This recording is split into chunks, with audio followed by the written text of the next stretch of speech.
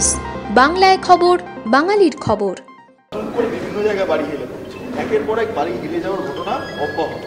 তাহলে কি পৌরসভার কোথাও গাফিলতি ছিল? আসেনি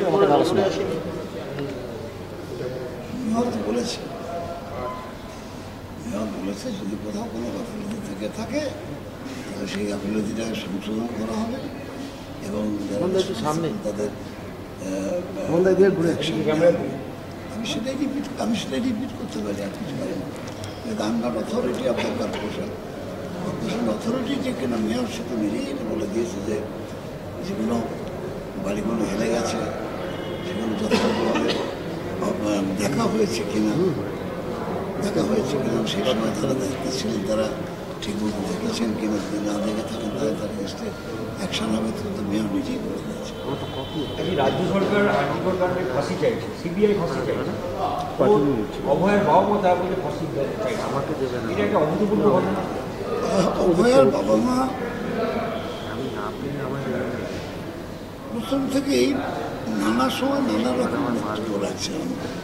তার মানে হচ্ছে যে তারা নিজেদের মত দিচ্ছেন বলে আমার মনে হয় না।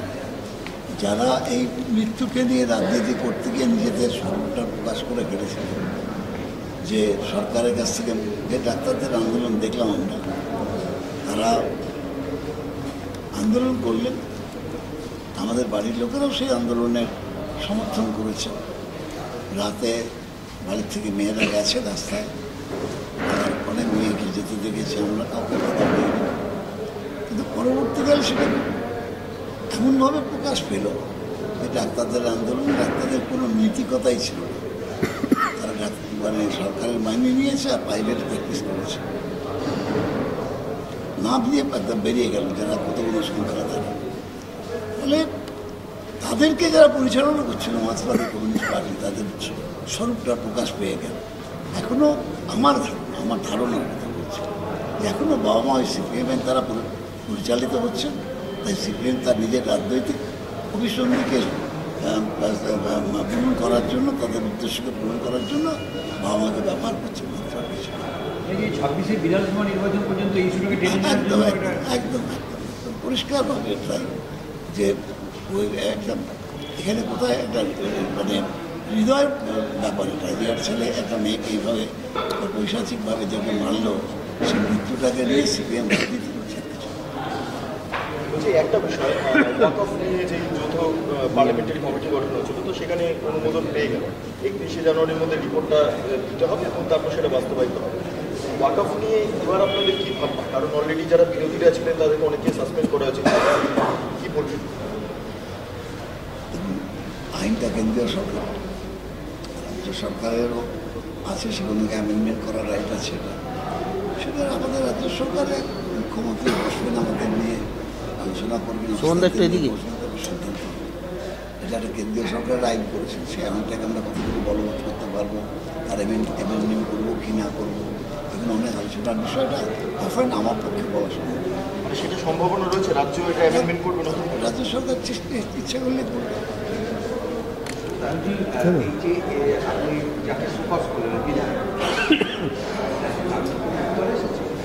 আসেনি, কাল গতকাল দেখা করেছে, উত্তর দেবেন, দিয়ে দেবেন। ব্যক্তিগতভাবে আমাকে যা বলে বলেছে, কিন্তু লিখিতভাবে দিঘায় কে করলেন তার দায় আমি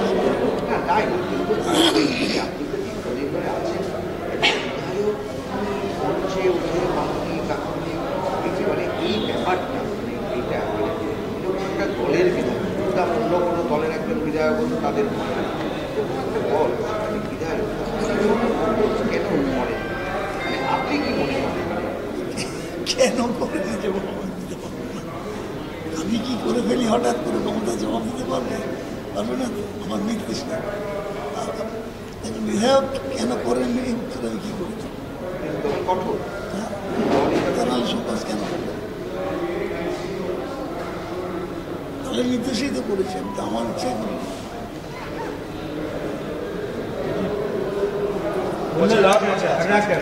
কল্যাণ বন্দ্যোপাধ্যায় এই মমতা বন্দ্যোপাধ্যায়ের মন্ত্রিসভার সদস্যদের নিয়ে একটা তাদের অ্যাক্টিভিটি নিয়ে একটা ক্ষোভ প্রকাশ করেছেন।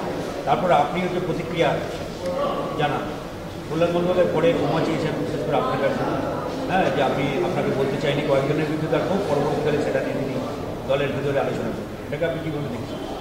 মিটে গেছে সমস্যা, সমস্যা মিটে গেছে তো। আর কি দেখাতে কিন্তু নেই। উনি দুঃখ প্রকাশ করেছেন, তার ছিল না।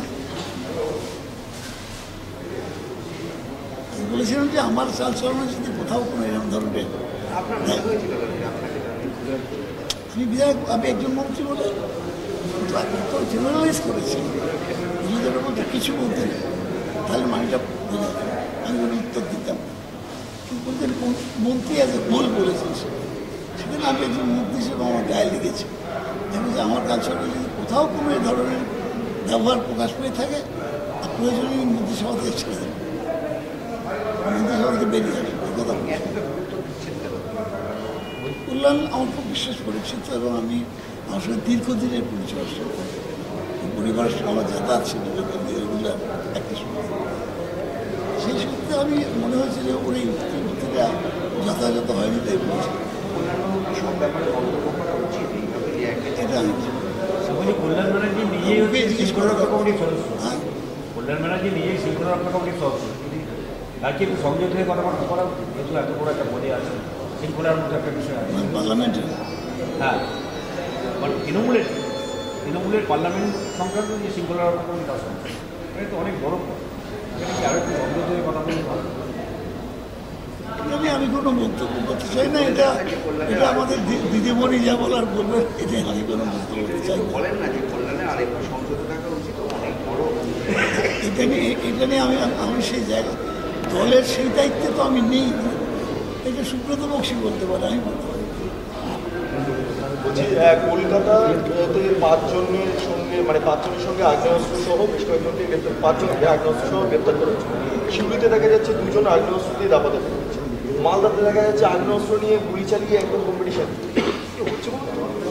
এই শিউড়িতে এখনই ঘটছে, প্রায় ধস্তাধস্তির মতো পরিস্থিতি আগ্নেয়াস্ত্র নিয়ে দাবি করেছে।